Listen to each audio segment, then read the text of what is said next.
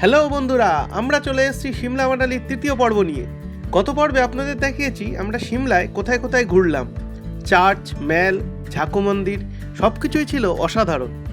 আজ আমাদের গন্তব্য কাসোল। ভারতের অফবিট ডেস্টিনেশনগুলির মধ্যে সবচেয়ে জনপ্রিয় হলো এই কাসোল। কাসোলে আমরা কোথায় ছিলাম, কি খেলাম আর কেমন ঘুরলাম সব কিছু থাকছে এই ব্লগে। তাই আর বিন্দুমাত্র দেরি না করে শুরু করা যাক আজকের ব্লগ।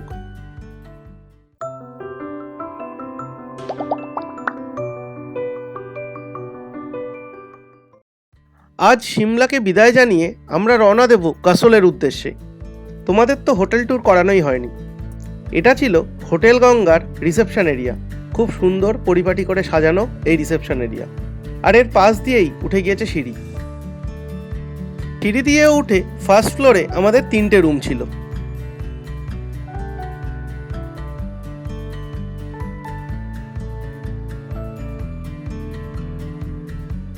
এটা ছিল হোটেলের একটা সুন্দর ইনডোর গার্ডেন এরিয়া। ছোট ছোট গাছ দিয়ে খুব সুন্দরভাবে সাজানো ছিল এই জায়গাটা।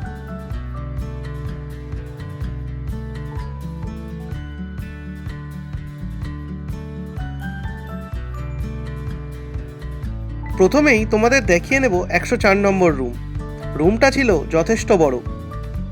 এই রুমের মধ্যে ছিল একটা কিং সাইজের বেড, একটা কাবার্ড আর একটা আয়না সহ ড্রেসিং টেবিল। এছাড়াও ছিল টিভি আর ওয়াইফাই এর সুব্যবস্থা। রুমের মধ্যে ছিল একটা বড় জানালা, আর সেখান দিয়ে দেখা যাচ্ছিল বাইরের প্রকৃতির এক অপূর্ব ভিউ।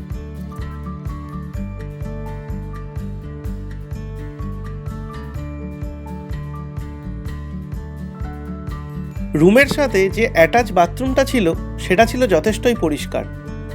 বেসিন, ওয়েস্টার্ন কোমোড এর সাথে সাথে ছিল 24x7 গরম জলের ব্যবস্থা। এছাড়াও প্রত্যেকটা রুমে ওয়াইফাই ও ইন্টারকমের সুব্যবস্থা তো ছিলই।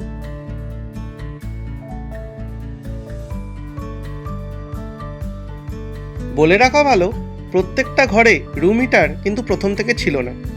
রুম হিটার যদি নিতে হয় তবে হোটেল কর্তৃপক্ষের কাছ থেকে আপনাদের এক্সট্রা চার্জ দিয়ে নিয়ে নিতে হবে।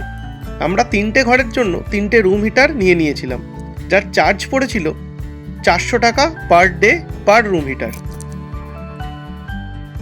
এই হোটেলের প্রত্যেকটা ঘরেই অ্যামেনিটিস মোটামুটি সেম ছিল, আর হোটেলগুলোর ঘরগুলোও ছিল খুবই ভালো। আর যেটা না বললে একেবারেই ভুল করা হবে সেটা হলো হোটেলের স্টাফদের বিহেভিয়ার। প্রত্যেকটা হোটেল স্টাফ ছিলেন খুবই হেল্পফুল। আমাদের যখন যে জিনিসটার প্রয়োজন হয়েছে তারা সেই জিনিসটাকে আমাদের অ্যারেঞ্জ করে দিয়েছে। এই জন্যে একটা বিগ থামস আপ।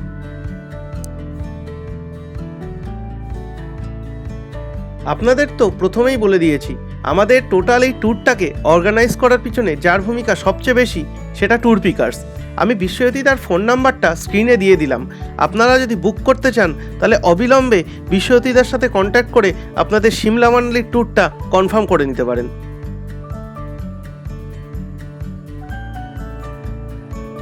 আলুর পরোটা আর পুরি সবজি দিয়ে আজকে সকালের ব্রেকফাস্টটা তাড়াতাড়ি কমপ্লিট করে আমরা রওনা দিই কাসোলের উদ্দেশ্যে। পার্বতী নদীর তীরে অবস্থিত হিমাচলের ছোট্ট পাহাড়ি গ্রাম হলো কাসোল। যে সকল ভ্রমণ পিপাসুরা একটু শান্ত, নিরিবিলি, একান্তে সময় কাটাতে পছন্দ করে তাদের জন্য কাসোল অন্যতম সেরা ডেস্টিনেশন। মানালি যাওয়ার পথে কুলু জেলার পূর্বে মাত্র 42 কিলোমিটার দূরত্বে অবস্থিত এই কাসোল। হিমাচল প্রদেশের মিনি ইসরায়েলের তকমা পেয়েছে এই কাসোল। কেন জানেন? যতদূর জানা যায় 1 দশক আগে ইসরায়েলের পর্যটকরা কাসোলের ভ্রমণ করা শুরু করে। তারপর তাদের মধ্যে কেউ কেউ এখানে বসতি স্থাপন করে এবং তারপর এই জায়গাটি ইসরায়েল পর্যটকদের প্রিয় ভ্রমণ কেন্দ্র হয়ে ওঠে। কিছু দূর যাওয়ার পর আমরা এই শিবধাবা নামক জায়গায় একটু দাঁড়াই চা ও টয়লেট করার উদ্দেশ্যে। তারপর আমাদের গাড়ি আবার চলতে শুরু করে। আমি ভীষণ রকমের পাহাড়ের প্রতি পক্ষপাতপূর্ণ একজন মানুষ। শুনেছি লক্ষজনই ভ্রমণ করে এই মানব জন্ম পাওয়া যায়, আর এক জন্মে এই পাহাড়ের প্রতি ভালোবাসা সে আমার শেষ হবার নয়। চলতে চলতে ঘড়িতে তখন 3:30। পেটের মধ্যে ইঁদুর রীতিমতো ডন বৈঠক দিতে শুরু করে দিয়েছিল। তাই আমরা এসে দাঁড়াই beach view guest house and ভোজনালয়তে। এখানে এসে সবাই সবার পছন্দ মতো খাবার অর্ডার করে সেই খাবার উপভোগ করতে থাকে। কেউ ধোসা, কেউ বা পাওভাজি, আবার কেউ চাউমিন, মিলিয়ে মিশিয়ে খাওয়া দাওয়াটা বেশ ভালোই হয়। এই হোটেলের পেছন থেকে বয়ে চলেছিল বায়াস নদী, যেটাকে আমরা বিপাশা নদী নামেও চিনি। কি অপূর্বই লাগছিল বাইরের এই প্রকৃতিকে। এরপর আমাদের খাওয়া দাওয়া শেষ হওয়ার পর গাড়ি আবারও চলতে শুরু করে কাসলের উদ্দেশ্যে, আর আমরা প্রথম এসে পৌঁছাই প্যান্ডো ড্যামে। 1977 সালে এই ড্যাম চালু করা হয়। 990 মেগাওয়াট পাওয়ার হাউস সম্পন্ন এই ড্যামের মূল উদ্দেশ্যই ছিল জলবিদ্যুৎ উৎপাদন। এই ড্যামের উপর কোনো গাড়িকেই দাঁড়াতে দেওয়া হয় না। অগত্যা আমরা কিছু দূর এগিয়ে এসে এই প্যান্ডো লেকের সামনে এসে দাঁড়াই কিছু ফটো তোলার জন্য।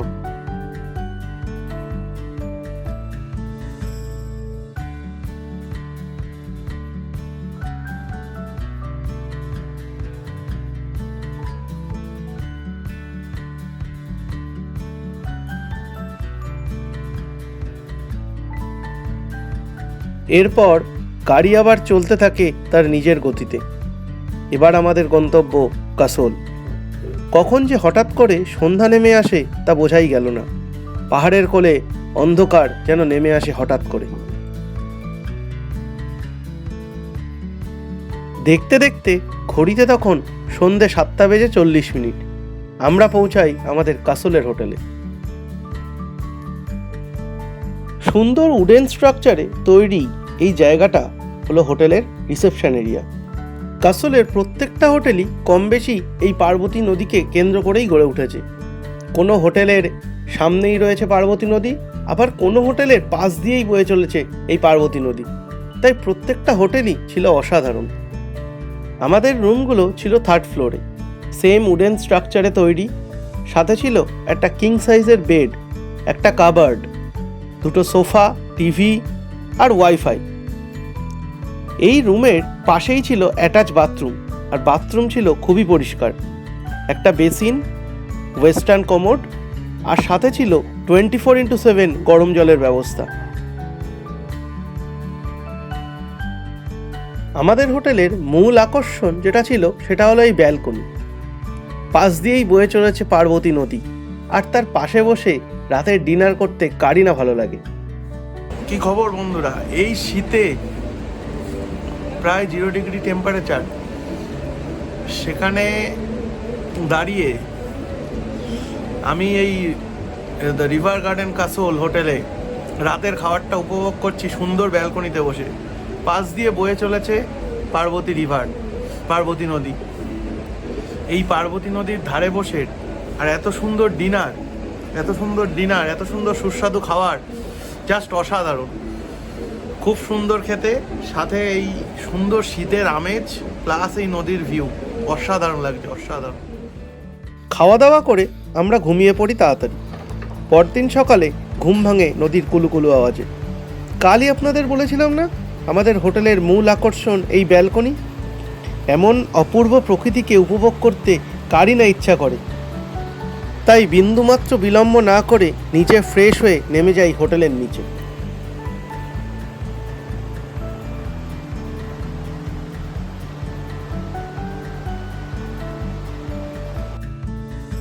কাসলের হোটেলগুলোর মেন প্রবলেম হলো তাদের পার্কিং এরিয়া। কিন্তু আমাদের হোটেলের পার্কিং এরিয়াটা এতটাই বড় ছিল যে প্রত্যেকটা ফ্যামিলি যে গাড়ি নিয়ে এসেছিল তাদের সেই গাড়ি রাখতে কোনো অসুবিধা হয়নি। আর আমাদের হোটেলের ডান দিকেই ছিল হোটেলের নিজস্ব সিটিং এরিয়া। পার্বতী নদীর ধারে এরকম টেন্টের মতো সাজানো সিটিং এরিয়াটা ছিল অপূর্ব। এখানে বসে অনায়াসে আপনি ঘন্টার পর ঘন্টা সময় কাটিয়ে দিতে পারবেন।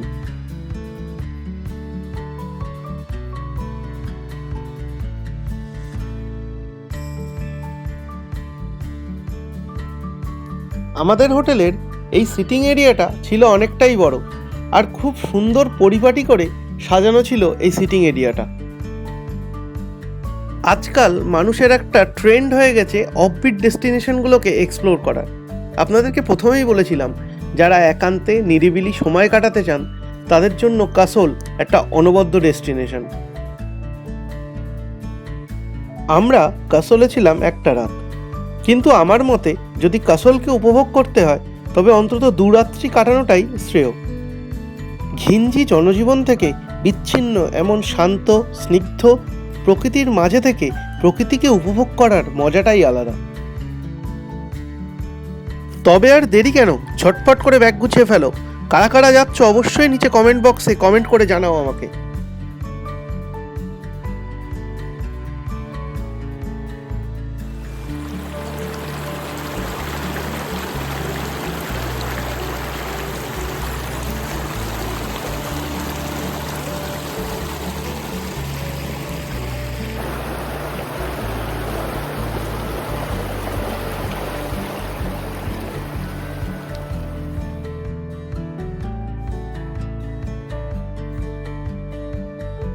এরপর আর দেরি না করে সবাই রেডি হয়ে নিচে নেমে আসে ব্রেকফাস্টের জন্য। ব্রেড টোস্ট, বয়েলড এগ আর চা দিয়ে ব্রেকফাস্ট কমপ্লিট করে আমরা রওনা দিই মানালির উদ্দেশ্যে। পাহাড়ের প্রতিটা বাঁক যেন বলতে চায় নতুন কোনো গল্প। সেই দিন বানি হয়তো ঠিকই বলেছিল, 22 तक पढ़ाई, 25 पे नौकरी, 26 पे छोकरी, 30 पे बच्चे, 60 पे रिटायर और फिर मौत का इंतजार। ऐसा घिसी पिटी लाइफ थोड़ी जीना है। जिंदगी एक सफर है, सफर का मजा लो और आगे बढ़ो। আজ তাহলে এই পর্যন্ত, দেখা হচ্ছে পরের পর্বে।